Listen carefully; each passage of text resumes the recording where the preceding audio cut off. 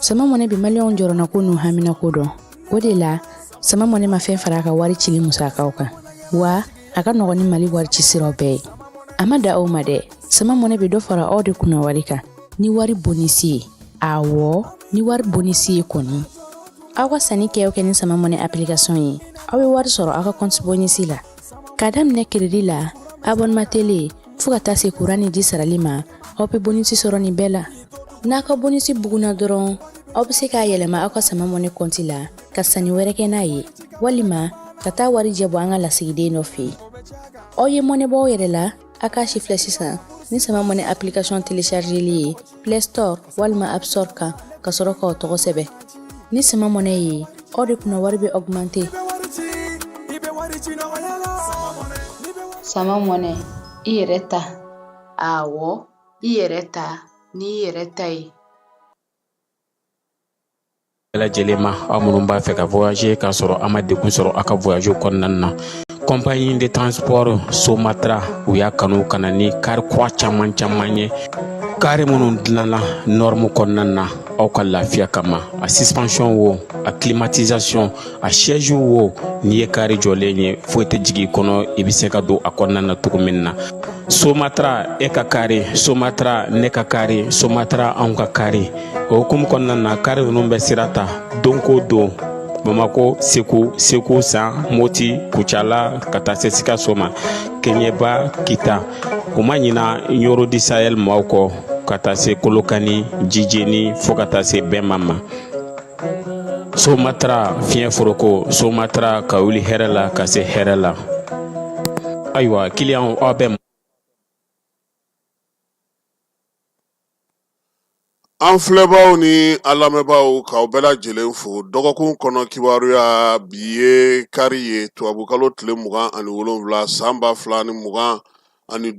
avril kalo an bɛ ale kɔnɔna na mars bisimilata b'an bolo sɔɔni an na tila ka ale ladon ka kɛ ni jamana kɔnɔ kibaruyaw ye Falaye ko min bɛ sen na n'o kɛlen don ka maaw tɔnsi jɔ bi o ye diɲɛ musakako ye i b'a dɔn k'a fɔ ko Amɛrikɛnw ka jamanakuntigi ale bɛ fɛ sɔrɔ bɛ boson cogo min na kɔrɔlen Amɛriki jamana ale kana jɔ a jɔyɔrɔ la cogoya si la se min bɛ a ye dɔ ka fara o kan nka se in ale ye min sɔrɔ ka fara o ka wulikajɔ n'u ka cɛsiriw kan o ye olu tun bɛ maaw magotoli minnu kɛ fɛn minnu na ale bolo warila tiɲɛ don a nafa tɛ se Amɛriki jamana ma u ka baɲumankɛ jɛkulu min bɛ n'o ye USAID diɲɛ yɛrɛ kɔnɔ ni ale jɔyɔrɔ ka bon kosɛbɛ baloko ta nasira la sɛnɛko ta nasira la kalanko ta nasira la kɛnɛyako ta nasira la farikolo ɲɛnajɛ ni kunnafoni di nin bɛɛ lajɛlen USAID ale bɛ dɛmɛ kɛ maaw ye o la diɲɛ fan 14 fɛ Donald Trump ale ko k'ale ɲɛ tɛ nafa la o la a kɔmasegi ye mun ye tɔnɔ na États-Unis kan a ko k'o baaraw k'olu ɲɔngiri k'u bɛna jateminɛli kɛ Falaye o kɔfɛ Amɛrikɛnw bɛ minɛn mun ta ka bɔ ani jamana wɛrɛw ka minɛn minnu bɛ don Amɛrikɛnw fɛ yen a ye nin bɛɛ lajɛlen fɛsɛfɛsɛ Falaye bamananw ko tɔɲɔ tɔɲɔ bɛ yen hɛrɛ dɔ bɛ sɔrɔ a kɔnɔna na ni ko nin ko in damandi na a jateminɛ ka ɲɛ fan dɔ fɛ a bɛ daja i la anw farafin jamanaw bi anw minnu bɛ yen ni sanu bɛ bɔ anw fɛ yen anw kan k'a fɔ tare Falaye kɔsa in na Faransi jamanakuntigi a tun bɛ yaala la u ka gungan jamana dɔw la ale ni Madagascar ka taa se u yɛrɛ ka mara bɛ se yɔrɔ minnu ma n'u b'a fɔ olu ma ko Outre-mer a taara ninnu yɔrɔ ninnu na nka Madagascarkaw fɛ yen a ye kuma caman fɔ kuma min bɛ tali kɛ jɔrɔna min bɛ a yɛrɛ la i b'o ye Falaye kuma kɔnɔ farafinna tiɲɛ don min ye Faransi ye ale ka mara bɛ boli anw fanfɛ jamanaw kan ka kɛ ni sɔrɔko ta nasira ye anw tun bɛ jago minnu kɛ an bɛ sanu minnu bɔ an bɛ dugujukɔrɔ nafa minnu sɔrɔ fala ye nin bɛɛ lajɛlen Faransi sago n'a dungɔ bɛ o la kuma tɛ an ka sanu feere an ka kɔɔri an ka fɛn o fɛn bɛ bɔ hali wari min ni an bɛ k'a dun yan fala ye a tɔnɔ bɛ jigin Faransi wagane de kɔnɔ olu de sago ni o dungɔ bɛ a la nka nin waati laban in na jamana saba olu y'u bolo di ɲɔgɔn ma n'o ye Mali Burkina ni Niger ye u ma dan o ma fala ye u nana sɔrɔ sanu ani dugujukɔrɔ fɛnw bɛ cogo min na u ka jamanaw kɔnɔ u ko k'o falen o falenni kɔlɔlɔ fɔlɔ ye min ye Faransi kun sago bɛ fɛn caman na fala ye o ti ka sɔrɔ bi kurantigɛ a bɛ ka ye Faransi yɔrɔ caman maa minnu bɛ Faransi kɔnɔ u tulo bɛ an na yɔrɔ caman bɛ bi métro ale ni terrainba ninnu a caman tali n'a fɛnw bɛ ka gɛlɛya bi sabula Faransi kun sago tun bɛ nin jamana saba in dugujukɔrɔ fɛnw na kuma tɛ Nizɛrikaw ka uranium o degun o bɛ ka bonya o kan nka fala ye kɔsa in na ka kɛ ni Donald Trump ale ka laɲini ye diɲɛmaa y'a faamuya k'a fɔ ko ni dolari kɔni bɛna kɛ tan cogo de la u tɛna n'u ka wari sanga k'a sɛmɛ dolari la tuguni u b'a sɛmɛ mun na o ye sanu ye bi jateminɛw la a yirala k'a fɔ ko min ye farafinna an fanfɛ bolo fɛ ni jamana saba ninnu n'olu farala ɲɔgɔn kan fala ye u ka dugujukɔrɔ nafaw a bɛna fɛnba ɲɛ u ye ka kɛ ni Trump ka wulili ye nka a tɛ taa wuli ka jɔ ni cɛsiri dɔw kɔ jamana saba in f'u ka sɔn de k'a fɔ bi u ka sanu a tɛ cɛ ka bɔ tuguni a tɛ kɛ maaw sago ye wa min ye raffinerie ye u k'o sigi u fɛ yen fala ye sanu in i y'a ye k'a fɔ ko min ye Alimanw ye olu ka sanu min maralen no Amerikanw fɛ yen tile fila in na kabini wariko gɛlɛya in fɔra n'a fɔra ko Trump bɛna na nin sɔngɔ ninnu yɛlɛ Alimanw ko k'u mago b'u ta la tile fila in na fana n tulo b'a la an baarakɛɲɔgɔn minnu bɛ Italien fan fɛ olu fana b'a la ko Itali fana ta bɛ États-Unis k'o fana ko k'a mago bɛ a ka sanu na n'a ma ɲɛ ko mɔgɔw bɛna wari sɛbɛn sanu de la a ka kan min ye AES jamanaw ye u ka bɛnkanw kɔnɔna na u ka fɛɛrɛ kɛrɛnkɛrɛnnen sigi u k'u da don file kelen na fala ye sɔrɔko ta nasira fɛ kuma tɛ bi nansaralakaw fɛ yen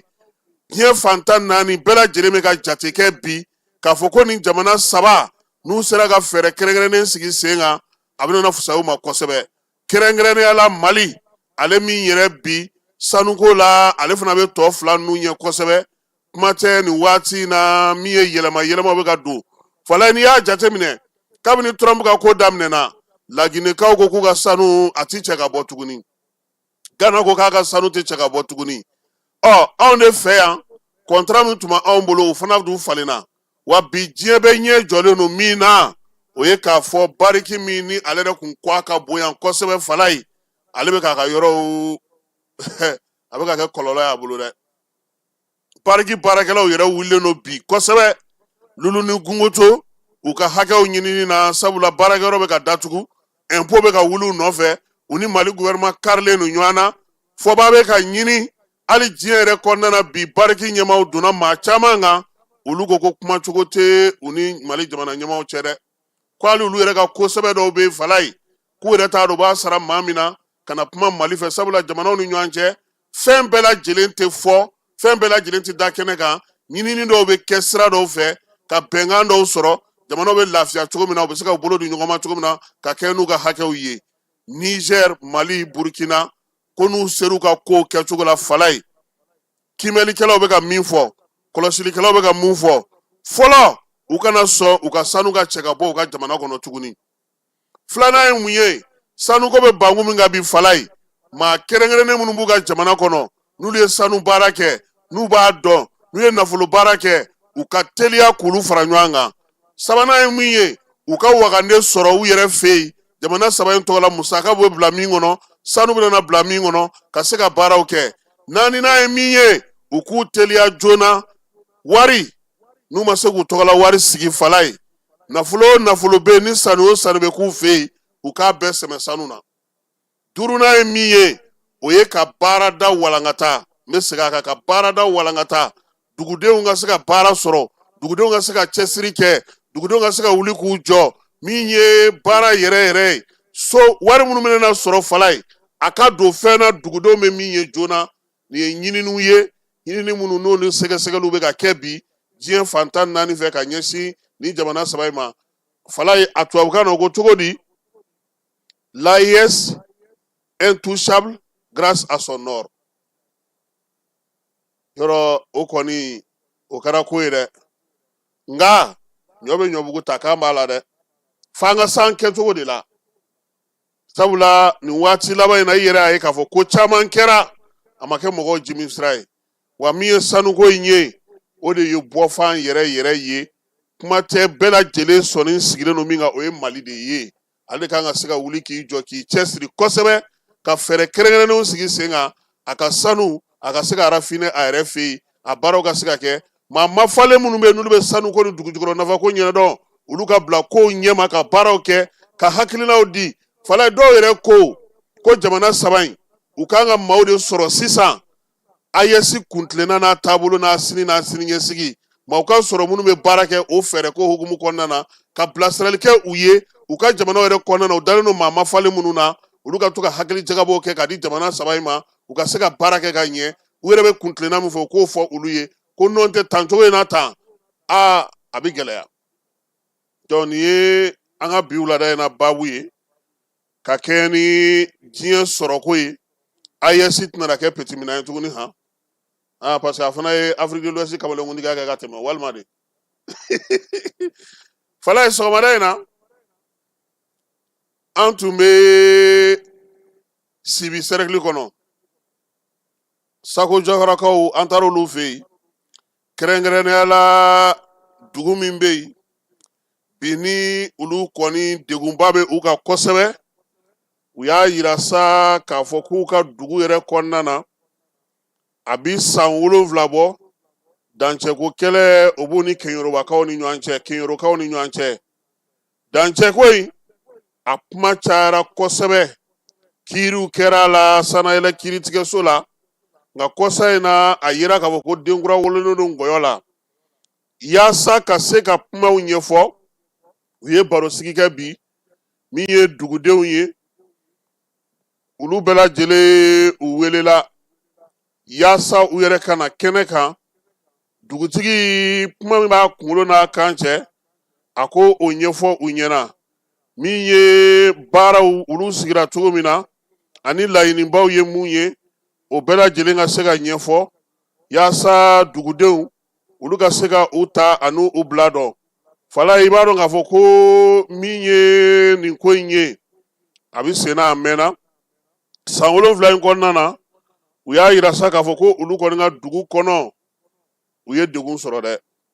olu y'u muɲu ka sabali k'u sigi ka u miiri k'a dɔn k'a fɔ k'u bɛ to fanga kɔ fanga ye se d'u ma nka halisa olu yɛrɛ bɛ laɲini min na o tɛ ka se ka sɔrɔ n'o tɛ ka se ka sɔrɔ dugudenw olu dun fana b'a fɛ ka taa sɛnɛ kɛ min ye sɛnɛ ye o bɛ se ka sigi cogo di kɛrɛnkɛrɛnnenya la min ye Sojakɔrɔ dugutigi n'o ye Mamadu Keyita ye ale ye kuma min fɔ sɔgɔmada in na yen an ka jɛ ka o lamɛn. Ala ye an ka foli b'a ye an ka tanto b'a kan tora farani kuma min fɔ ka rɔ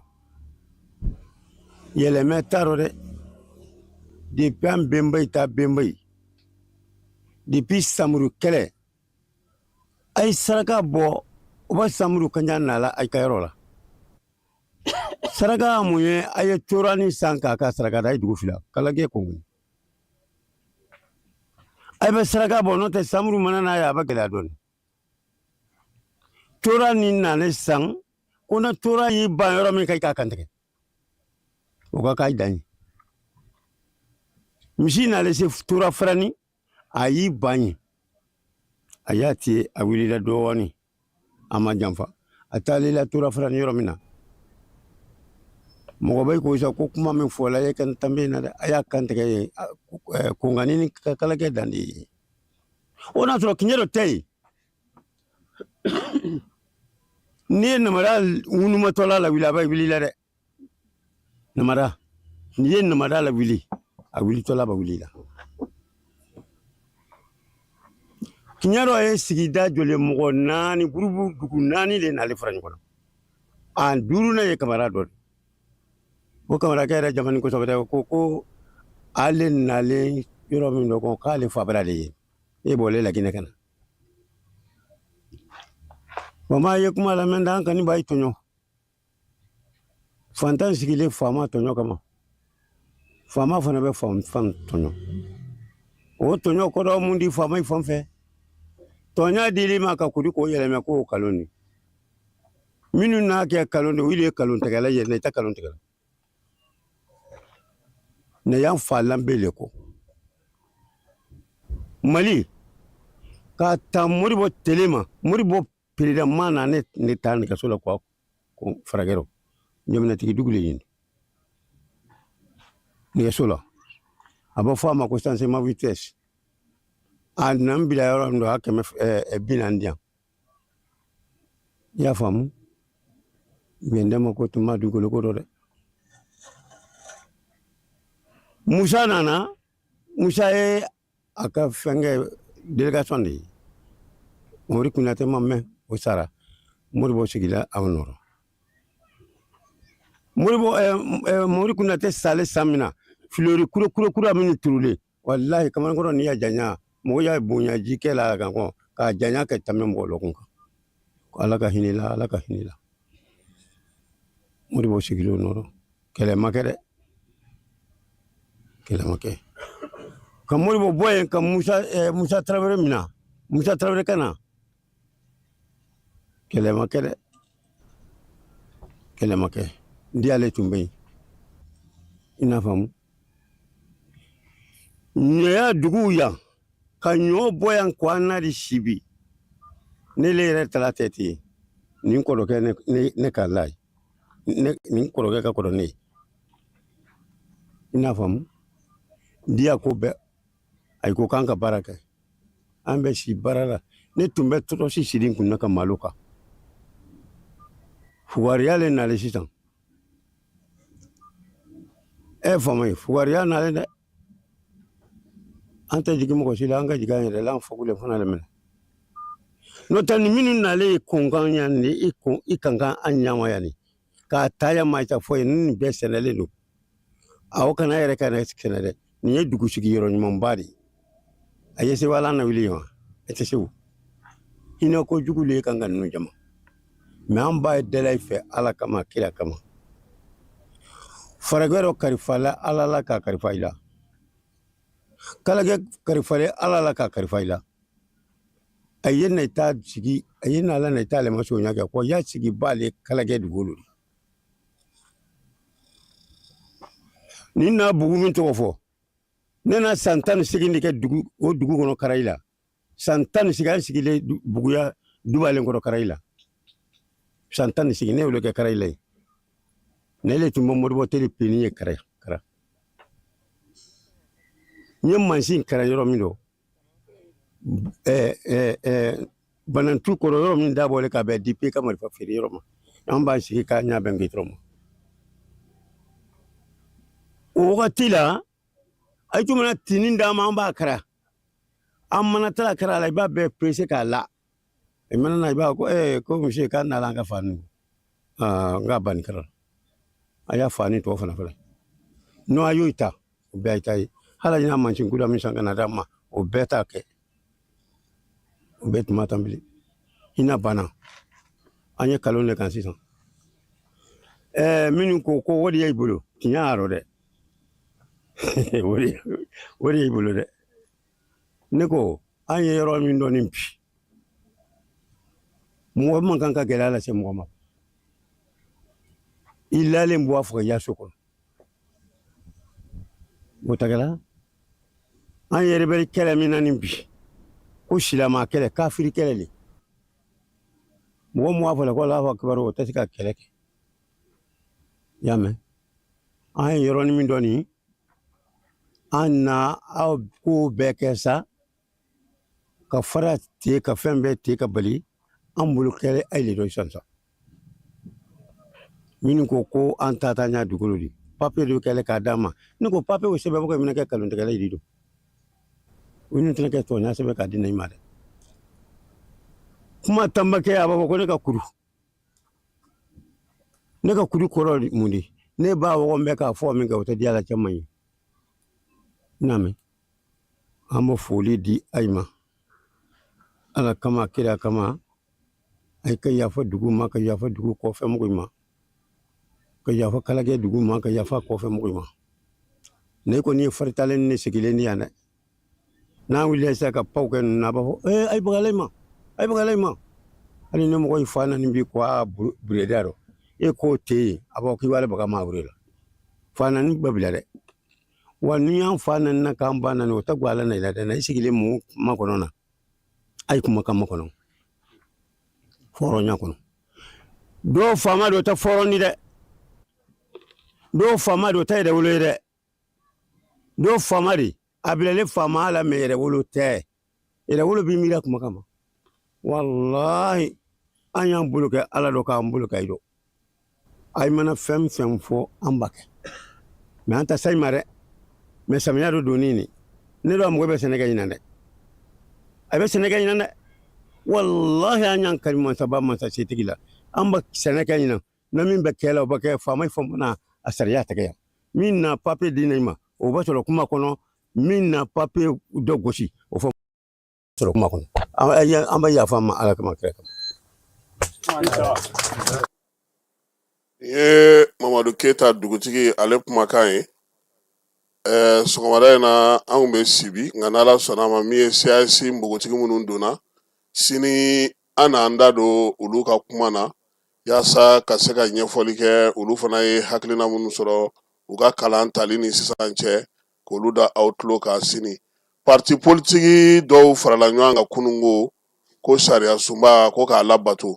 parti ninnu kɔni y'a yira sa k'a fɔ ko olu tun b'a fɛ ka wulikajɔ kɛ wulikajɔ min n'u tun b'a fɛ k'o kɛ bi karidonya in na Bamakɔ palais de la culture la maître Muntaka Tall min kɛra kumatigi ye ale y'a yira sa k'a fɔ k'u ma palais de la culture sɔrɔ ko nka k'u ye conférence de presse min sɔrɔ nin k'o kɛnɛ wasara sabula k'u kun ka laɲini tun ye min ye o kun ye ka taa fɛn yira maaw la k'a yira k'a fɔ ko jama bɛ parti politigiw kɔ bi a b'u kɔ sini wa fana k'u hakilinabaaw ye mun ye ko k'o yira u y'a yira u ka lajɛ senfɛ sa ko min ye parti politigiw kɔni ka ciliko kuma ko k'o bɔ a la pewu sariya sunba ko ka o bato maa minnu bɛ yen n'olu minɛna sa ko politiki hakilinaw la ko ka olu bɛɛ lajɛlen bila wulikajɔw ni cɛsiri k'u bɛna olu kɛ don nataw la maître Muntaka Tall y'a ɲini bɛɛ fɛ maaw ka ko in kɛ basigi ani lafiya kɔnɔna na yaasa min ye bɛrɛbɛrɛlitɔ minnu faralen filɛ nin ɲɔgɔn kan nin olu bɛ se ka don hakilina kelen na cogo min na o wula fɛ sa sifinnaka dɔw fana farala ɲɔgɔn kan ka taa conférence de presse fana kɛ olu kɔni y'a yira sa k'a fɔ k'olu nana parti politigiw ka janaja kɛnɛ kan parti politigiw musɔrɔfinma kun b'u kun na k'a yira sa k'a fɔ ko nin parti politigiw ka ko bannen ye olu fana ko k'olu ye sifinw ye sifin minnu bɛ yen bi n'olu kan ka siniɲɛsigi baaraw kɛ yaasa min ye jamana yɛrɛ a ka se k'a ka baaraba minnu bɛ senna k'olu latɛmɛ kumatigi kun ye denmisɛnnin jɛkulu caman ye Jacques Boyare ale tun b'a la min ye Mohamed Traoré Bill ka taa se Kumba Yaresi ma min ye Tayiruba olu bɛɛ lajɛlen tun bɛ a kɛnɛ kan ani maa mafalen wɛrɛw minnu bɛ CDM maaw jɛkulu maaw ye olu fana tun bɛ a ko kɛnɛ kan ka kɛ ni nin waleya ye sa ADP Maliba maaw y'a yira sa k'a fɔ k'u y'a ye kunnafonidi gafew kan ni bɔlɔlɔw kɔnɔna na ko parti politiki dɔw k'olu farala ɲɔgɔn kan ko ka ɲɔgɔn lajɛ kɛ ka barosigi kɛ sariya sunba kura ale hukumu kan a ko sa k'olu ka tɔnden nɔ kɔni k'o taar'i yɛrɛ sɔrɔ a kɛnɛ kan k'a ko ko ADP Maliba ko ɲɛmaa dankan don ADP Maliba ko a b'a fɔ bɛɛ lajɛlen ɲɛna ko maa min taara kɛnɛ in kan nin ye ko ani olu kuntilenna ko bɛɛ lajɛlen kɔni o ye sa sariya sunba o ka se ka labato min ye assise nationale ye o ye laɲini min fɔ o laɲini ka se ka sigi sen kan min ye parti ADP Maliba ye ko ale b'a ɲini sa démocratie fanga ani jo sariya o ka labato an ka jamana kɔnɔ nka ko fan wɛrɛ fɛ maa min taara ye k'u y'u ka vice président ye k'u m'a ci bi u m'a ci sini a ye kuma fɛn fɛn fɔ kɛnɛ kan ye k'olu sen t'o la o t'u yɛrɛ ye o kɔnɔna na ko wa k'a ye fɛn fɛn fɔ k'a y'a fɔ a yɛrɛ de kelen tɔgɔ la parti m'a ci parti m'a bila ka taa ko bɛɛ lajɛlen ka faamuyali sɔrɔ o ko hukumu ale kɔnɔna na Aki ale bɛ wulikajɔ la ani UNICEF maaw ye kalanbulon dɔ sigi sa kunnafonidila 30 olu kunna Kulukorokaw fɛ yen min ye baara in ye sa a bɛ tali kɛ denmisɛnninw ka kibaruyaw bɛ se ka latɔbɔtɔ cogo min na kunnafonidilaw fɛ Nana Galeni ale kɔnɔna na Kulukorokaw fɛ yen baara in kɛra yen min ye Kulukoro préfet n'o ye Jibi Jawara ye ale tun bɛ kɛnɛ kan Thierno Abdulba ni o ye UNICEF ɲɛmaa b'an ka jamana kɔnɔ yan Aki ɲɛmaaba yɛrɛ n'o ye Gawusu Kulubali a n'a ka tɔn olu caman tun bɛ yen kalan in bɛ tali kɛ kunnafonidila 30 la min ye denmisɛnninw ka kow bɛ se ka ɲɛfɔ cogo min na kunnafonidilaw fɛ ka kɛ ni Aki yɛrɛ ka wulikajɔ n'a ka baaraw kɛcogo ye laɲiniw y'a yira sa k'a fɔ ko fɛn o fɛn bɛ yen n'o kan ka kɛ denmisɛnninlakaw kunna kalanna kalan min n'o kan ka ɲɛfɔ maaw ye baara minnu kan ka kɛ kunnafonidi fɛn fɛn kan ka kɛ sa ka bɛn ni denmisɛnninw ni mɔbaaninw ka kow ye olu kɛcogo ɲumanw ka kunnafoniw di gafew kɔnɔna na ani ni bɔlɔlɔsiraw ka taa se radio sow ni télévision sow ma Aki ale de kan k'o kɛ UNICEF fana ka baara ye sa ka denmisɛnw ka tɔbɔtɔ k'olu ka hakɛw dafali baaraw kɛ o la sa baara in sigikun ye min ye kunnafonidilaw olu bɛ se cogo min na ka faamuya kɛ ka kunnafoni jɛlen sanuman k'o di bɛɛ lajɛlen ma Aki ale ka yamaruya kɔnɔ ani UNICEF ka faamuyali cogo la a ka baara kɛcogo la wɔlɔfɔw fɛ yen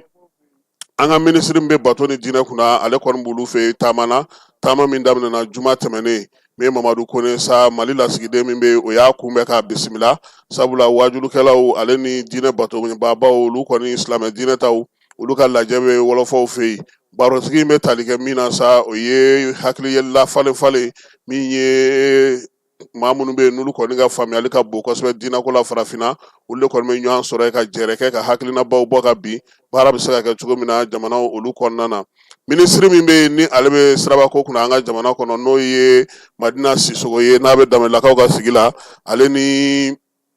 inspecteur général de douane Amadu Konate olu taara Kuremalekaw fɛ yen nin kalo in tile 24 taakun kun ye min ye sa o ye ka taa lajɛ sirabakaw la bi camion minnu fɔra n'a fɔra k'olu ka jan kojugu olu damako bɛ to ka taa lajɛ cogo di u jɔselekew k'olu fana lajɛ baara in sa a yera k'a fɔ ko a kɔni bɛ ka taa cogo la i n'a fɔ jamana yɛrɛ y'a laɲini cogo min na fɛɛrɛ kɛrɛnkɛrɛnnen dɔ sigira sen kan fana u taara o ɲɛfɔ yaasa maaw bɛ se ka faamuyali ko la cogo min n'Ala sɔnna a ma sini an na segin nin kibaruya in kan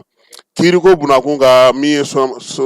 sinabɛfu maaw ye u y'u ka nisɔndiya yira u ye bonyamasegi kɛ bɛɛ lajɛlen ye u ka maa fila min kun minɛna sa n'o ye Biram Diop ani Alassane Touré ko olu bilara kabini jumadon u taar'u ka so sɛbɛn min bɛ yamaruya sa ko k'u bila ka bɔ kaso la u y'o fana sɔrɔ min ye tɔnden 2 ninnu ye sa ko u kɔni ser'u ka so wa min ye sinabɛfu ye k'a bɛ foli ta ka ɲɛsin a ka tɔndenw bɛɛ lajɛlen ma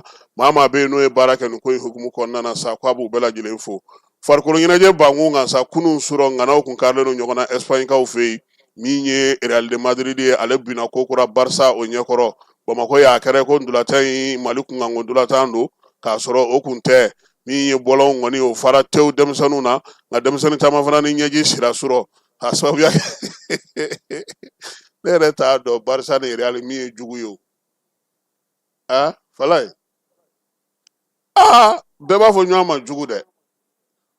jugu ni ninnu o fɔli ka ca ko la dɛ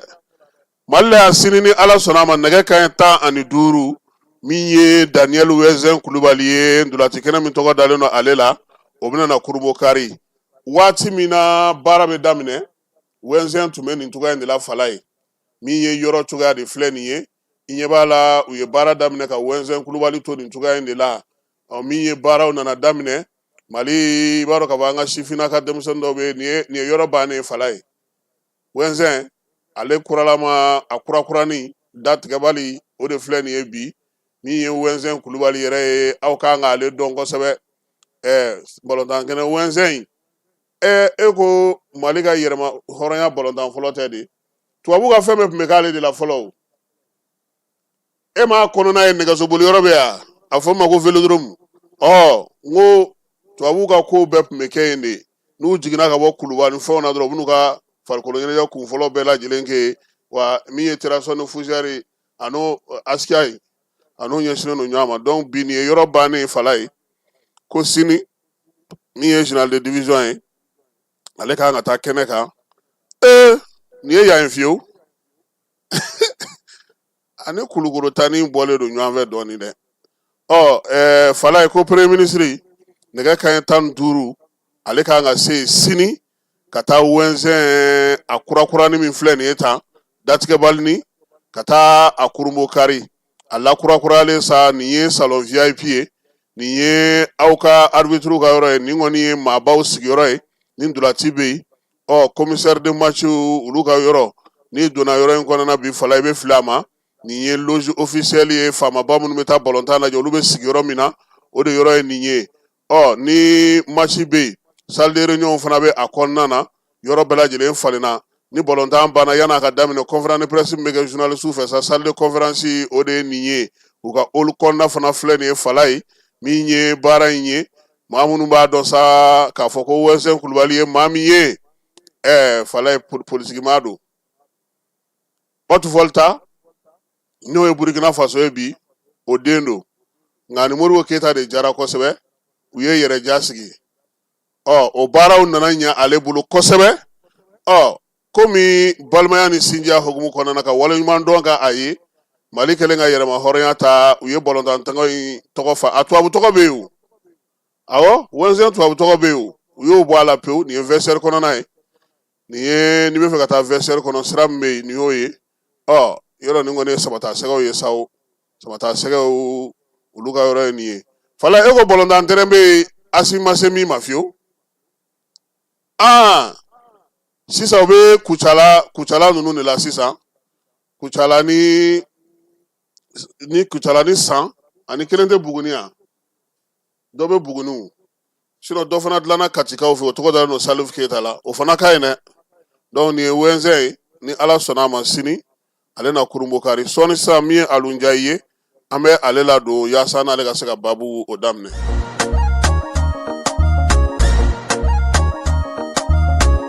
Aw bisimila hôtel Lafiya la n'i ko hôtel Lafiya wulikajɔw bolodalen don walasa aw bɛ se ka lafiya sɔrɔ cogo min na ani hakilisigi aw ka séjour la anw fɛ Mopti yan kɛrɛnkɛrɛnnenya la Mopti Sevare ka kɛ ni kurantigɛtigɛ ye min ye hôtel Lafiya Sevare ale ye wulikajɔw boloda ka se ka min ye awa fɛɛrɛ kɛrɛnkɛrɛnnen dɔw ta walasa aw bɛ se ka lafiya sɔrɔ cogo min na aw ka séjour la hôtel kɔnɔna na n'o ye ka panneau solaire installé min ye kurantigɛtigɛ o degun aw kana o ye séjour la l'hôtel yɛrɛ kɔnɔna na réservation ka kɛ kabi sisan min b'a to aw bɛ se k'aw ka séjour kɛ k'a sɔrɔ tɔɔrɔ tɛ aw kan degun tɛ aw kan hôtel Lafiya. Hôtel Lafiya ale filɛ nin Sevare Bangetaba yanni ka se aéroport sirafara ma station laban i kiniboloya fan fɛ i bi jigin o carré fɛ mètre 200 bɔɲango Hôtel Lafiya ale cokolen bɛ i kiniboloya fan fɛ i bɛ se ka weleli kɛ nɛgɛjuru siraw fɛ 21 42 14 11 76 01 01 98 66 78 72 04 Hôtel Lafiya référence do. Identifier son numéro Move Africa Malitel, c'est très simple. Entrez le lien de la plateforme d'identification dans votre navigateur. Ensuite, entrez votre numéro de téléphone sans espace. Ensuite, entrez votre code de vérification reçu par SMS.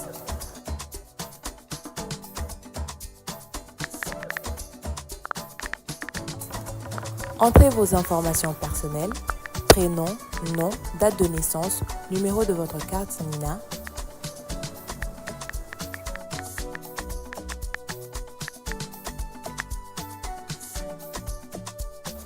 Chargez votre carte Nina et enregistrez-vous.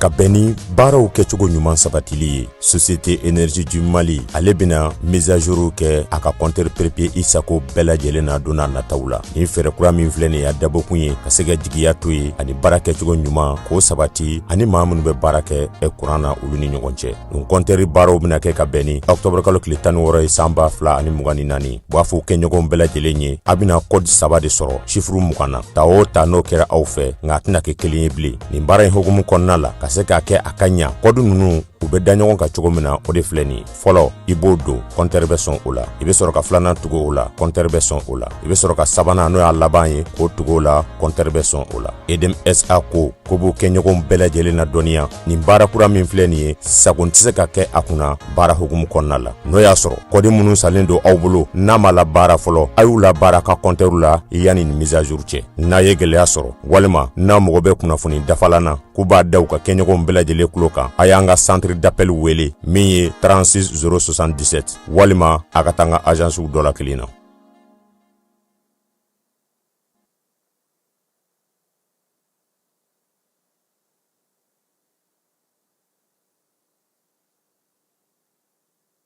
A fɔ an ɲɛna sa ko min ye an ka maa welelen bi wulada in na o ye Alunjayi ye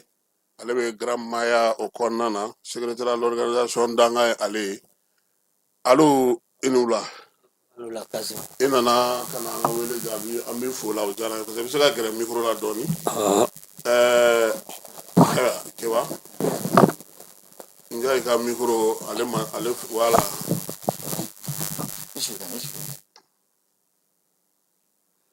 Voilà, c'est ça, am se ka fa kai. Alunjai. Ouais, Kazim. Inula. Mbanula. Grand mau abe. Ambe. Le flyna. Ina min be ka taa ni ka segi yɛrɛ b'a kalama. Sabula dugu kɔnɔna na aw yɛrɛ fana bɛ ko caman kalama. An n'o y'a sɔrɔ aw ka kuma n'aw ka kunnafoni di ko man ca kosɛbɛ. Parti politigiw ka ko in e yɛrɛ ye mun faamuya a la. Alhamdulillah. Yani n ka kuma daminɛ n bɛ foli adressé ka auditeurs bɛɛ la ani maliyɛn tɔ bɛɛ minnu b'i lamɛn min t'i lamɛn ani i yɛrɛ ka foli kɛrɛnkɛrɛnlen n b'o kɛ jamana ko kama n bɛ fɛn min dɔn in na quoi o tɛ se fɔli la quoi n b'o foli k'i la. Bon i ye kuma min fɔ nin ye pour que k'a jaabi garamu kɔni i b'a dɔn i yɛrɛ garamu tɔn i yɛrɛ o dɔnnen don ka ban. Mais an kɔni ka hakilila kɔni ye fɛn min ye politiki kuma min filɛ nin ye sen na nin ye ne bolo anw bolo a nafa ka dɔgɔ dɔɔni quoi parce que an filɛ moment min kɔnɔ nin ye anw yɛrɛ bolo politiki mɔgɔw kun tɛ yen bilen ayi o y'anw ka faamuya de ye k'a fɔ ko politiki mɔgɔ dɔ de bɛ yen Mali kɔnɔ bi k'i bɛ politiki jɔyɔrɔ de la u ye politiki tɔgɔ kɔni ta ka jɔyɔrɔw ɲini n'a ye n'a fɔ u ye ministeriyaw ɲini n'a ye u ye CNT kɔnɔnaw ɲini n'a ye u bɛ a ɲini ka influence créer ka ministère conseillers ɲini n'a ye. Aw dun fana u ye jama labɔ kunun dɛ conférence de presse na o fana u ye mɔgɔw labɔ dɛ. Bon o jama ye e kɔni bɛ dɔw jama bɔ cogo la. Ne tɛ fɛn dɔw la dɛ. Mali kɔnɔ yan nɔ jama bɔli man gɛlɛn koyi. A cogo di Njayi. Ni wari b'i bolo i bɛ jama bɔ. O taara ni jama ye yɔrɔ min na u ko ko Mali parti e b'a da dɔn. A bi. Dɔ b'a 300 kan. Wa hali administration territoriale t'a da dɔn. Cogo di. Ma t'a da dɔn. Parti bɛ créer mun tɛ taa. Wala m'a fɔ ko parti kɛmɛ créer la ministre ma bɔ k'a fɔ ko o tiɲɛ tɛ o ma créer min. O de b'a jira i la k'a fɔ maa si t'a da dɔn donc fo min yɛrɛ ye o cogo ye a sɛbɛkoma yɔrɔ bɛ min wa parti bɛɛ n'i y'a bɛɛ wele ka na ka n'u jɔ hakilila fila t'u la dɛ hakilila kelen dɔrɔn de b'u la. O ye jumɛn ye. An k'an ka jamana mara kɛ k'an pɔsi fa kɛ nɔnɔ u ye mun ye Mali ye foyi gɛlɛya o gɛlɛya filɛ Mali kɔnɔ bi politique mɔgɔw de y'a bɛɛ s'a ma komi n b'a ye kumaw na ni dɔw bɛ kuma u b'a fɔ ko sɔrɔdasiw de ye nin kɛ sɔrɔdasiw de ye nin mara in kɛ sɔrɔdasi tɛ mara kɛ ni sɔrɔdasi kɛra politiki fɛngɛ jamana ɲɛmɔgɔ ye o tɛ poste militaire ye bilen o ye poste politique de ye donc à ce moment il est considéré comme un politicien o tɛ sɔrɔdasi ye bilen parce que sɔrɔdasi bɛ commandement ta fɛngɛ de bolo politique de bolo n'a mɔgɔ mana bɛ yen n'i kɛra ɲɛmɔgɔ kɔni ye président kɔni ye i ka sɔrɔdasiya n'i ka civiliya tɛ yen bilen o ye kɛlen ye politique mɔgɔ de ye. Parce que politique jɔyɔrɔ b'o baara la. Wala wa jamana tɛ se ka baara ni politique tɛ mais anw ka mɔgɔw kɛlen don k'u yɛrɛ i b'a fɔ de ko politique. donc alo ni ne ye faamuya sisan fusamantiya min bɛ yen ni politique mɔgɔw bɛ k'o yɛrɛ da u yɛrɛ kan e bolo de man ka kɛ tuguni yan. Wala o de tɛ tiɲɛ ye. An man k'u kɛrɛnkɛrɛn k'u kɛ maaw ye komi n'a sɔrɔ olu de ni nin ka kan maa tɔ n'a man kan. O de ye fili yɛrɛ yɛrɛ ye. Munna. Politique maa ni maa tɔ différence jumɛn b'u ni ɲɔgɔn cɛ diplôme politique de bɛ yan. Diplôme politique kɔni tɛ nka baara kɛcogo ni fanga kɛcogo. Wala jamana yɛrɛ yamaruya ma. Bon mɔgɔ bɛ yen nɔ n'a jijalen don politique ko la yan nɔ ni min fiɲɛ na kun kelen dɔrɔn de don ni yɛrɛ ko tɛ anw ka jamana in sera degré min ma tiɲɛni na a man ka kɛ quoi politique maa de b'a f'i ye ko politique maa u ye communiqué min kɛ kunun o m'a fɔ ko minnu bɛ kaso la ko k'u bila donc politique maa dɔrɔn de bɛ kaso la Mali la yan n'olu olu de man ka minɛ n'i y'a jate a kuma ninnu lamɛn n'i y'a lamɛn ni i yɛrɛ bi miiri i bɛ degun quoi. Donc e bolo o kun man k'a fɔ ko politique mɔgɔ dɔrɔn ka bila. Politique mɔgɔ donc o de ye maa ye maa tɔ tɛ maa ye a ye mun kɛ o tɛ fɔ dɛ ni politique maa dɔrɔn ka bila. Ko tɛ minɛ. ni nin fɔra e min tɛ ka jate politique maa ye e yɛrɛ y'i place dɔ sisan u bolo o kɔrɔ u mago tɛ mɔgɔ wɛrɛ la wa o ko kɛlenw de b'o jira u ye fɛn minnu kɛ jamana in kɔnɔ secteur kelen tɛ Mali kɔnɔ min ka ɲi o sorasi ko kuma de we nga o fana ko nu soraso jara ka kɛ dɛ ko an ka jamana san 60 in k'ulu ye 25 de kɛ fanga la k'a tɔ 40 tɔ bɛɛ lajɛlen ko o ye sorasiw de ye sorasiw de ye mara kɛ o la n bɛ ka k'o kuma in de fɔ o ye dulon yɔrɔ ɲini de ye quoi bi Asimi filɛ yɔrɔ min na sorasi ko tɛ poste politique de don donc n'a ye fɛn min kɛ c'est considéré comme politique o ni militaire ko tɛ kelen mais n'i nana fɔ ko sorasi de ye nin kɛ dɛ nin ye nin kɛ a ka baara ye min ye olu hali u bɛ kɛ k'a fɔ ko minnu ye civil ye olu tile dɔra baara dɔ de kɛra min ka yan ou bien ni sorasi ye min a kɛ n'a ma ɲi olu fana b'a kɛ a ma ɲi jamana ka to ten a ka tiɲɛ mais a ka t'olu bolo. Sisan ko sariya suma ka bato ko parti politique kana ci olu ka laɲini ye min ye parti politique kana ci gouvernement kɔni ye mɔgɔw dala ɲininkali kɛ fɔlɔ o baara yɛrɛ kuncɛ n'a tɔw bɛɛ lajɛlen bɛ kɛ sini ni sinikɛnɛ o bɛ kɛ CICB la. Ni a kuma ninnu mɛn n y'a baaraw fana kɛtɔ ye bon ne kɔni ka jate la a nafa ka dɔgɔ quoi parce que ka taa ɲininkali kɛ an bɛ parti ci an kana ci i bɛ taa su de kunu kana n'a ye maa min den e ko k'e b'o ci parti politique bɛ yen maa minnu bɛ ka bɔ ka kuma dun u sigilen don k'u da de fɔlɔ u t'a dɔn ko in bɛna taa laban cogo min na non u yɛrɛ b'a dɔn u ka baara banna Mali kɔnɔ yan an k'an ɲɛsin baara ma dɔrɔn Mali fɛn min bɛ ka Mali ma kɔnɔ a ka bon ni fɛn ninnu ma quoi on a trop de défis à relever ni nin fɛngɛ ninnu ye quoi hali ni ye jamana in ta bi k'a di politique maa dɔ ma ko kɛ président ye est ce que a bɛ sɔn wa. A bɛ sɔn dɛ. Ayi. Kɛlɛ kɛ kun y'o de ye koyi Alu. Olu ye jamana min bila u t'a dɔn de. Mais olu est ce que olu bɛ k'o jate. Bon ne kɔni fɛ ni fɛngɛ ninnu banna an kɔni an ye dɔ kɛ kuma in na ani ɲɔgɔn ɲininka in na mais ne kɔni bolo ko in compliqué len tɛ. Jamana dilanli sera kuma caman na fɛn o fɛn bɛ Mali kɔnɔ yan ni n'u ko ko ka sariya bato constitution bato constitution de ko maire ka mɔgɔ fɛnw suɲɛ e delila ka bɔ ka marché la ko maire ti zo an ti jɛ n'o ye ministre zo e delila k'o ye mais o bɛɛ bɛ bɛn o bɛɛ ye constitution ye maintenant min lamandi o bɛ constitution ko kuma de bɔ constitution bi yan constitution ti yan ni min faama ja a b'o de kɛ Mali la yan faama wɛrɛ ti constitution dɔn a bɛ kɛ ka minnu mara olu fana t'a dɔn min ka d'u ye u b'a kɛ politique tɔgɔ la ne kɔni fɛ a filɛ waati min na politique ko banna Mali kɔnɔ politique tɔgɔ modèle min b'anw fɛ yan o banna sa o an ka ɲɛsin baara ma an ka sɛbɛko de kɛ an ka ninnu ka ko to yen. Ayiwa ni sɛbɛko kɛli don nin waati in na Mali bɛ jɛkulu min na n'o ye AES ye aw yɛrɛ fana jɔyɔrɔ kan ka y'o kɔnɔna na hakilina jumɛn bɛ ka kɛ ni AES ko ye. Kasum question in yɛrɛ de diyara n ye ni kuma in bɛɛ hali bi min degun min bɛ anw kan garamu kɔnɔ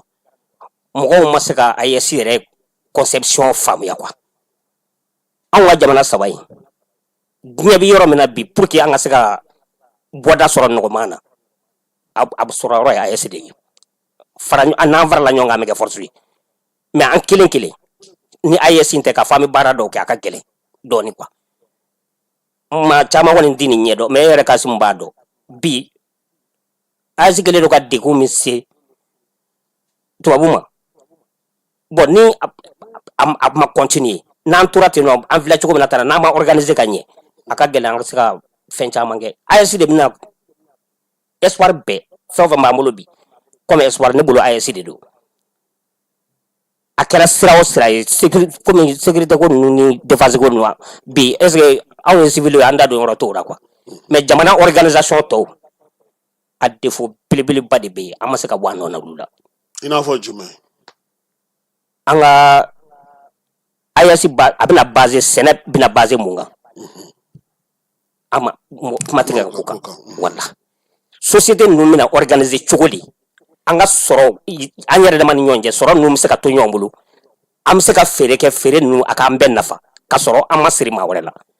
diɲɛ yɛrɛ nafaba fɔlɔfɔlɔ o y'olu de ye bon o baara ninnu tɛ ka daminɛ kosɛbɛ k'a kɛ an ka kɛ hakilila kelen ye ni ko maga kɛra Burukina na sisan o miniti kelen kɔnɔ Mali Niger kɔnɔ bɛɛ k'a dɔn bɛɛ ka o ko in kɛ ɲɔgɔn fɛ a ka kɛ bɛɛ kun ye par exemple fɛn min kɛra Burukina sisan Burukina bɛ bɔra ka manifester yɔrɔ caman mɔgɔw manifestera i bɛ ye mais AES yɛrɛ kɔnɔ surtout Mali yɛrɛ kɔnɔ mun kɛra fu ye mais o don normalement anw ka tile ambassade américain de da la on de kun ka kɛ ko in tigi k'a fɔ u ye a ye bɔ yan a ye bɔ Mali la yan wa tant que an ma se ka fara ɲɔgɔn kan k'an jugu dɔn k'an ɲin kɛ ɲin kelen ye k'an jugu kɛ jugu kelen ye défaut caman bɛ yen nɔ an bɛ mɛn. mais est ce que o tɛ fasodenw ka baara ye gouvernement ka man k'o kɛ o ni fasodenw tin donnen don ɲɔgɔn na Miriam bɛ k'a fɔ n'o b'olu kunkolo la a ma se gouvernement ka kuma olu la ne bolo fasodenw ni tɔnjɛkulu minnu b'a fɔ k'u ye AES société civile ni fɛnw ye olu kun kan ka wuli ka jɔ kɛ k'a yira k'a fɔ nin min kɛra a ma bɛn an ma k'u ka nisɔngoya yira américains ka lasigidenso la ne bolo dɛ. a kan ka kɛ de. parce que tɔn caman bɛ yen u b'a fɔ k'olu ye AES association. kuma de fɔlen filɛ sisan AES ko daminɛnen ne yɛrɛ ye tɔn min ye k'a fɔ ko AES tɔgɔ b'a kan a muso tɔn a denmisɛnnin tɔn a hali baara fɛngɛw ko AES ingénieur u y'o bɛɛ ye fɛn min ma sigi fɔlɔ ne bɛ taa o ingénieur bɛ taa bɔ min ka fara ɲɔgɔn kan bon anw ka ko in ne bɛ tan n'a daminɛna min bɛ se k'a ɲɛnabɔ min tɛ se k'a ɲɛnabɔ bɛɛ bɛ sen don a la k'a fereke k'a bila bon ni civiliw yɛrɛ dama bɛ fara ɲɔgɔn kan ka fɛ ka ko min organiser jamana ko la Kasuma tɛ se ka taa fanga kɔ. mais est ce que société civile yɛrɛ a yɛrɛ kun kan ka labɛn min kɛ komi i ye min fɔ sisan Burkinakaw ka mɔgɔ caman labɛnnen don ko kalo tile 30 mɔgɔ bɛ k'u labɛn k'u bɛna bɔ ka IBK senkɔrɔma don est ce que a wagati tɛmɛna aw fana ka se ka wulikajɔ dɔw kɛ fara ɲɔgɔn kan ka ko dɔ kɛ wa. a waati ma tɛmɛ dɛ mais a ka nɔgɔn de ni organiser len don. ni labɛnnen don. donc e bɛ fɛ ka fɔ sisan aw kɔni ka jɛkulu bɛ tɔgɔ de b'aw la ko AES nka aw yɛrɛ t'a dɔn aw kan ka min kɛ. an ma labɛn dɛ an ka tiɲɛ fɔ ɲɔgɔn ye. a tɔn si labɛnnen tɛ. ayiwa anw de y'a kuma daminɛ AES ko kuma anw de y'a daminɛ Mali la yan. Grand Mali. Grand Mali. anw de y'a daminɛ mais Mali ko yɛrɛ de vraiment fɛn dɔ don a ka gɛlɛn quoi. mais Njayi aw ka kɛ aw bɛ kulu kɔnɔ aw ko k'a ye AES tɔndenw ni a bolofaraw ye aw ka jamanaw kɔnɔ hali ka wuli siɲɛ kelen ka waleya dɔ jira min bɛ jamana saba in kala ɲɔgɔn na aw ma se k'o fana kɛ mun na. bon anw ye fɛn min ɲini an m'a ɲini ka ko kɛ personnel ye parce que gɛlɛya yɛrɛ min bɛ anw ka faamuya ne m'a kɛ faamuya dɔgɔya ye quoi jamana ka bon mɔgɔ ma quoi jamana ka bon association ma a ka bon du ma a ka bon kabila ma ni jamana ko nana i bɛ jamanadenw de impliqué fɛngɛ na mais ka bɔ ka taa fɛn dɔ kɛ ka a ka association tɔgɔ fɔ a la ka sɔrɔ a tɛ mago ɲɛ a tɛ mɔgɔw fara ɲɔgɔn kan anw bolo jamana baara la o tɛ kɛ quoi o tɛ taa ɲɛ anw ka laɲini ye mun ye nin baara ninnu n'a bɛ kɛ a ka kɛ tiɲɛ de kan a ka kɛ a kan ka kɛ cogo min na minnu b'a ɲɛdɔn u ka bila a la baara in ka se ka ɲɛnabɔ n'o la i filɛ ka fɛn min fɔ nin ye Mali ma taa Burukina e t'o kalama an ka président taara Niger wa ka kɔn AES ɲɛ u dɔnbaa bɛ ninnu bɛɛ la minnu bɛ nin baara ninnu kɛ AES mɔgɔw ye nani min kɛ yan vraiment a kuma dɔw ka gɛlɛn quoi n'i k'i b'a fɔ vraiment a bɛ mɔgɔ degun walayi fɛn minnu kɛra Mali la n'i ko k'i b'a fɔ i b'i faso lagosi walayi bon ninnu ye kow ye a ka gɛlɛn trop. mais e yɛrɛ bolo a bɛ se ka ɲɛ cogo di bi pour aw ka se k'aw jɔyɔrɔ fin. ni fanga ma impliqué ko in na ka ko in bɔ ɲɛnama ko la k'a bɔ nɔfɛ maa ko la k'a kɛ maa min bɛ baara in ɲɛdɔn n'a bɛ se k'a kɛ k'o bila a la baara in kɛli bɛ gɛlɛya o tɛ AES ko dama ye dɛ o ye fɛn caman ye jamana in kɔnɔ yan nɔ minnu bɛ yen nɔ ni a dɛsɛlen don ka ɲɛ sɔrɔ mɔgɔ ko y'a sababuya ye. i n'a fɔ mun. a baara secteur i bɛ secteur o secteur dɔn Mali kɔnɔ a b'a bɛɛ la. ko caman tɛ ka ɲɛ sɔrɔ parce que mɔgɔ ko minnu bilalen don a ɲɛma u t'a ɲɛdɔn u tɛna bɔ yen maa minnu bɛna baara kɛ olu tɛna. wala u k'a kɛ bon n'i ko k'i bɛ minnu bɛ yen bi dɔw bɛ yen nɔ n'u wulila u b'u jalaki u y'a don ta u y'a bɔ tan c'est vrai u bɛ ɲɛ de fɛ bi kuma dɔw caman bɛ yen a bɛ f'u ma mais maa kan k'i yɛrɛ ɲininka est ce que u bɛ ka fɛn min f'u ma nin est ce que ninnu yɛrɛ b'o ɲɛdɔn fɔlɔ wa u bangena ka nin ko in to sen na Mali la yan ka kalan ka kɛ faama ye ka to yan u tɛ fɛn wɛrɛ ɲɛdɔn a b'olu ɲɛna ko tiɲɛ de don mais ka sɔrɔ tiɲɛ tɛ wala bon fo an ka nin système in de bila. an b'an to nin na cogo di ko aw ka se ka fɛn kɛ fɛn min b'a to jamana ninnu bɛna se k'a dɔn k'a fɔ ko jɛkulu minnu sigilen don fasodenw tɔgɔ la olu bɛ se ka wuli ka jɔ kɛ. n'aw ma se ka fɛn kɛ Kasimu anw dalen don a bɛ na quoi maa wɛrɛ bɛ fɛn kɛ an bɛ tugu olu la ama o jamana wɛrɛ b'a ni Burkina y'a kɛ an bɛ tɛna tugu olu la walima Niger n'anw dɛsɛra ka ɲɔgɔn faamuya ye Mali la o dɔrɔn de bɛ yan o ni ne ye n dabali ta sisan ne wulila n ko n bɛ damafɔlaw ɲini ni ne ye n dabangala ye bolo dɔrɔn ne t'a fɛ k'e ɲɛden la bilen o de ye Mali ko ye o donc fɛn min bɛ fɔ da la ani min bɛ kɛ kelen tɛ sinon sisan kan ka sɔrɔ waleya dɔ kɔni kɛra ani Algérie ka ko in an yɛrɛ kun ye a ko ye k'a fɔ ko a bɛna na kɛ mankan jamanaw ni cɛ sira ɲɛnabɔ mankan fɛn min ye o fana madara tile 2 in na yalama e bolo ko dɔ bɛ duguma ko la wa ou bien Algérie yɛrɛ y'a dɔn k'a fɔ ko jɔn ko ala filila a bɛ ka segin a kɔ ka fɛɛrɛ de ɲini bon i filɛ ka filiko kuma min kɔni fɔ ne b'a n ka jate kɔni na o tɛ quoi Algérie acte min posé a b'a dɔn a b'a kun dɔn mais jamana mara i bɛ fɛn min ɲɛdɔn i bɛ kuma o de la quoi mɔgɔ tɛ se fɛn min ɲɛdɔn n'i kumana na i bɛ fɛn fɔ i tɛ fɛn min si dɔn maa caman bɛ kɛlɛ fɔ o tɛ kɛlɛ si dɔn dɛ anw bɛ yɔrɔ min na bi est ce que kɛlɛ b'an arranger yan kɛlɛ a bɛ Algérie arranger yan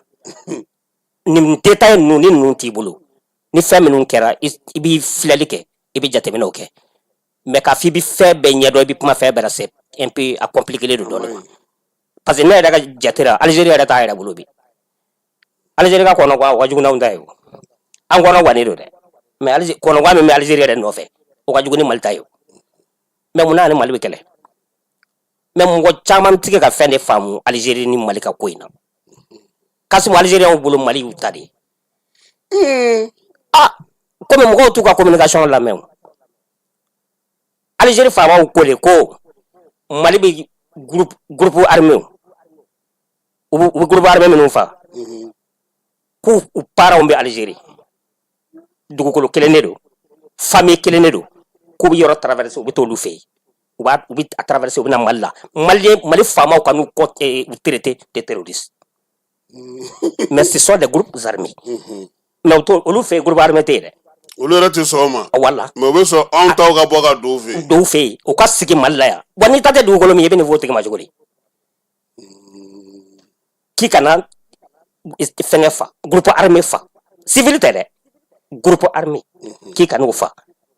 Algérie généraux de bɛ nin kuma nin fɔ mais hali bi anw sigilen don yan nɔ ko frontière ko n'i fɛ a bɛ maa minnu kɔnɔ k'a ka dugukolo y'u ta ye o ko peuple min sigilen don a fɛ yan k'o y'olu ta ye o y'olu ka mɔgɔw de ye n'a ko ko frontière est ce que aw ye ko in faamu frontière ko kuma tɛ se ka fɔ wala wa minnu bɛ kɛ k'o baara ninnu kɛ yan nɔ o fana kɛlen don k'u yɛrɛ considérer i komi Algériens de mais a jɛlen don bɛɛ b'a dɔn o t'an filɛ foyi ye wala bon nin bɛɛ ye gɛlɛya ye ayiwa an b'a dɔn fana k'a fɔ ko a ko y'a to AES fana y'a yigi dɔɔni ani wolomasiri taba minnu bɛ AES kɔnɔna na o bɛɛ lajɛlen ani kow kɛcogo e yɛrɛ miirina yɛrɛ ye jumɛn ye a ko la sisan Algérie ko in na Algérie ni komi a kɛra Mali dɔrɔn tɛ Algérie ni AES fana donna a ko la ni ko i ma n ko AES ne bɛna kɛ an bolo bɔda ye nin yɔrɔ in de don quoi a kɛlɛ bɛɛ ka nɔgɔn avantage b'a la fɛn o fɛn n'an b'a kɛ ɲɔgɔn fɛ avantage b'a bɛɛ la mais maa caman bɛ kɛ ka ko in jateminɛ k'a fɔ k'a bɛ taa yɔrɔ min fɛ k'a sɔrɔ espoir bɛ ne na k'a fɔ ko foyi tɛ bɔ a la quoi a tɛ so dankun na ayi nin ko ninnu ye c'est à dire fɛngɛ an papa k'a lajɛ wala e ja ma jɔ dɔrɔn i ta bɛ taa kuma de filɛ non mais Mali ɲɛsinnen don yɔrɔ min ma Algérie b'a dɔn AES ɲɛsinnen don yɔrɔ min ma Algérie b'a dɔn minnu bɛ kɛ ka Algérie dɛmɛ baara in na olu b'a dɔn donc dɔrɔn ni jigi tɛ se k'o baara jɔ non mais seulement baara yɔrɔ in sira in ka jan de quoi bon maa min bɛ nin fɛn dɔ ɲɛdɔn nin ko ninnu na ko tɛ k'a fɔ jamana mana wuli dɔrɔn kɛlɛ kɛ dɛ a donna ce n'est pas ça o fɛn tɛ wala o fɛn tɛ fana ka kɛ ni hakili Algérie tɛ hali minnu ye Algérie bila la o bɛ n'an ye ni Ala sɔnna ayiwa nin bɛɛ la an yɛrɛ ka jamana fana kɔnɔna na i b'a ye k'a fɔ kuma caman ni nin ko nin bɛ ka kɛ an bɔra ka politiki mankan min fɔ o bɛ to a senkɔrɔ mun bɛ na n'o ye ne ma bɔ anw bɛ nin na nin bɛ ka kɛ Bamakɔ yan a bɛ kɛ Bamakɔ yan mun na nin de ye anw ka politiki maa ye ni di dɔ sɔrɔ k'a dun fɛn o fɛn bɛ kɛ hal ni ti fo zora ga dum ba ko kaso weto wi mali to politique ma en new nyanjala ki abana CNT sigi ma ke nyana yano kara mali CNT sigi ra sigi chugo mina ni ma min be no ni bi jate mine de pas ki to e ba do ko asakaje jamana ko mana ke ko guitar fola ko ma kelendi religion ka ma kelendi ama fo ma mi ma kala ma de o tondo ko ka ma kelendi o mo de fara nyonga ka to bla CNT ko no est-ce que ya ta jamana baraka ma abo do ya ta de ko wajuli kala do ko luka to ma do nya ta journaliste ka mbodo o wana ko do wan anga jamana ko ina problem abo de fle ni ne do quoi politique mo dabi do jien fe ofena o ka soro be femina o bo fokanye o ka soro ti femina o bo fokachi anu mina ka to da ba nga shara suba do kono ko politique mo la ko don no mi anga shara suba fana kura yin fana la ko don tuguni ton fana le amara le no luka sika fanga ta ka fanga yin ka fanga barake atna ga shara soso ya ayi sharia soso tere e politique maro de tanguna azmi ta politique maro ya ne mo le fe sisa fani ko ka to ko ka ke jacob yu me general ka gwara non azmi fana politique maro ne ko poste politique de be politique mo kotti jamana sira mara ni politique te ni mo kera jamana nyemgo e ikara politique mo kodi sunat constitution e mi woni amiga go de baraw o ye ga famia ne ka famia dara o de constitution e komi anti to ka de me amiga barake no ye minu ya se baluta korodo anyu luta korodo ambe be ka amtuka ka sa abana abi mi araje chuko me no ba mi na ka tana o srafe no la foi ma bo constitution amiga ka on ya se ba on be ka baraw ama vanga jamana ka marata funa kera election ko maike ami ka wardo nyini ka nga fedo dafa na ka ko ka election ke ini jeni moge ka miliare bisegi ni ko kuma fo kibino do election na jamana min kono abike ka nyini jamana dunga jamana deme o mami mi ke kan proposition ke era ki yere nyini nga est-ce ka sera bira mais est-ce que la mo ka manganchi pour ka kuma kana fo faranga ko kuma ka war ko kuma ka chika bo mo manganchi mo manganchi re kasim bika ka mimi fo manganchi sababu ya bora femina ba do gouvernement de la communication ils ont très mal communiqué kuma une photo be o fu yana mine be o fu yana non o ma fo ndi uja ko la mine wala bo halibi o bisena mo yini kuma fo ka dese est-ce que tu m'allais le gouvernement betala o ekele communication ni communication arrêté ni wartige ko man sari abe mo wakaba ko yakwa ni société téléphonique mo no mali ko na o be war me zora mali ko na est-ce mali ba da do awo minan tambulo haywa sinon jamana to la mumike amertepe nyogona la nunu me min ke téléphone ti mi fem ke anga fiye tulukalaw kan o de bi jati tle o tle mali ba tata o de la fo no minan bi bolo i ka hakɛ o be se ka da be se ka da do mais bi kɔni ni ma fili an be yɔrɔ min na bi o te yi fɔlɔ dɛ wana na an bi fɛ jamana in an ka jona an ka contrôle sɔrɔ jona u kan ka fɛn minnu ɲɛɲini o ye nin fɛn ninnu de contrôle fɔlɔ ni nin contrôle tun b'u bolo ne ka faamuya na dɛ i besoin tɛ ka mugan tigɛ mara ayi a tɛ se ka k'i bolo i ka mugan tigɛ parce que ale bɛ fɛn ni min ka ca mugan kɔsa in na n ye i ka kuma dɔw mɛn i ka journal la i bɛ kɛ ka a lajɛ orange bɛna k'an k'u bɛna mɔgɔ minnu bila mali la yan ka maa wɛrɛ dɔw ta u nɔ na ni mali tɛ i bɛ nin mɛn min ka gɛlɛn dɛ e bɛ jamana min kɔnɔ n'i bɛ kɛ k'i ka recette kɛ i b'o maa 3,000 ni kɔ gɛn ka bɔ baara la ka taa maa wɛrɛ ta ka n'u bila o nɔ na o kuma bɛ fɔ o jamana kɔnɔ foyi tɛ bɔ a la o problème bɛ yen dɛ problème bɛ yen u ye maa 200 gɛn ka ban n bɔra olu kalama o komi mali la yan nɔ anw maa si tɛ ɲɛsinnen tɛ jamana ko ma fɔ ni min ye gɛlɛya sɔrɔ n'u ye min gɛn ka bɔ ka baara la u bɛ n'i jɔ bin kɛra n ka n y'a kɛ tan n'a ma n dɛmɛ mais ale tɛ taa maa wɛrɛ dɛmɛ donc ni ko tu mɔgɔ tɛ wuli k'u jɔ fo ni ko ser'u ma wala ni turu sera min ma don min na o kama n'o a kɛra bingani ye ni Asimi ma ɲɛ maa wɛrɛ tɛ Mali kɔnɔ ni Asimi tɛ est ce que jamana ko yɛrɛ faamuyara fɔlɔ donc ni ye maa min kulekan mɛn sekɛrɛw ma de n'o tɛ ni e kungo bɛ yen e t'i da don o la o y'i kungo ye o ye ne kungo ye e bɛ yaala k'a lakalili non u ye nin fɛn nin kɛ nin ma ninnu na a ma ɲɛ kuwa jamana bɛ se ka marché ten yan bin tɛ se ka kɛ jamanaden kan ni jamanadenw ka faamuya sera a ma k'a fɔ ko jɛman ka kɛ ni bingani ye o ye tiɲɛ ye parce que ni bingani ka bin sini a bɛ se ka kɛ nin wala bɛɛ bɛ wuli k'a jɔ o bingani o de bɛ bingani in bali mais bɛɛ bɛ to i minɛ fɛn bolo i gɛn fɛn bolo ne tun bɛ a dɔn problème ni fɛn ninnu bɛ orange kɔnɔ mais i ka kuma in kɛlen k'a fɔ a ye ne kunkolo de dimi et puis foyi ma bɔ a la gouvernement ma réagi foyi sinon ni mɔlen ye u da orange da o dɔw kun kan ka orange baara jɔ Mali la yan a kɔ bɛ kɛ min ye an t'o dɔn dɛ voilà n tɛ Niger y'o kɛ minɛ Mamadu Yusufu ka taa na u y'a kuma caya Niger ye orange yɛrɛ de gɛn ka bɔ yen pewu imagine an bɛɛ ka fara ɲɔgɔn kan sisan AES kɔnɔ an ka communication a ka kɛ communication kelen a contrôle ka k'an bolo fɛn fɛn filɛ anw fɛ yan nɔ a si contrôle t'an bolo foyi t'an bolo voilà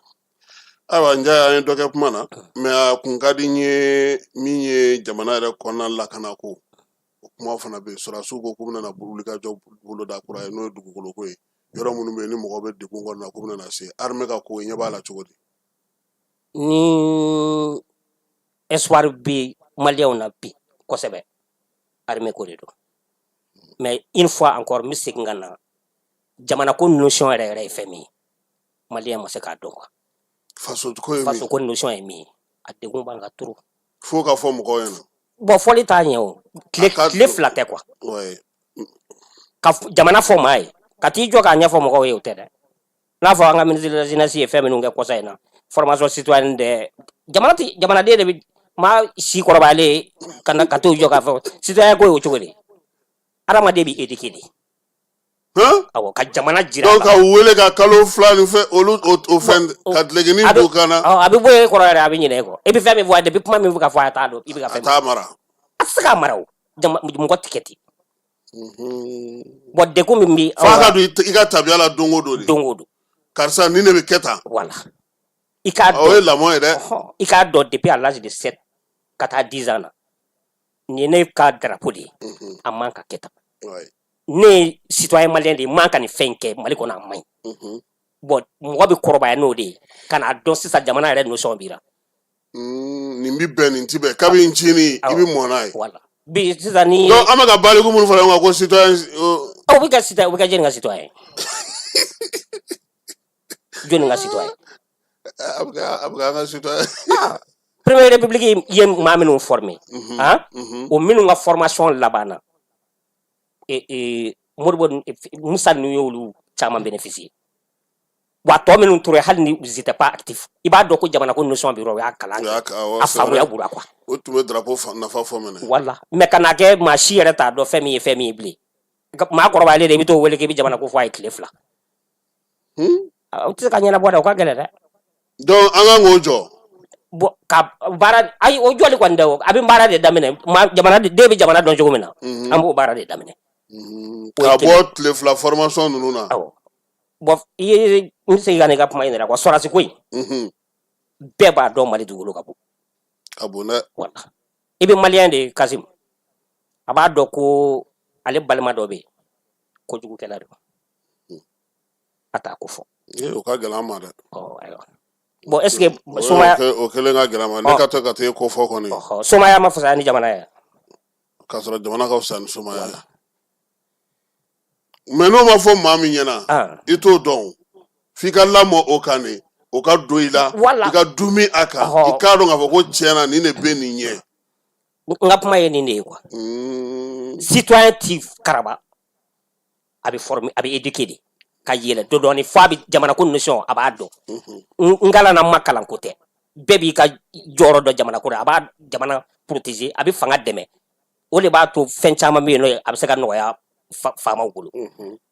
sinon Mali dugukolo ka bon dɛ ka bon voilà i ko armée ka yaala nin bɛɛ la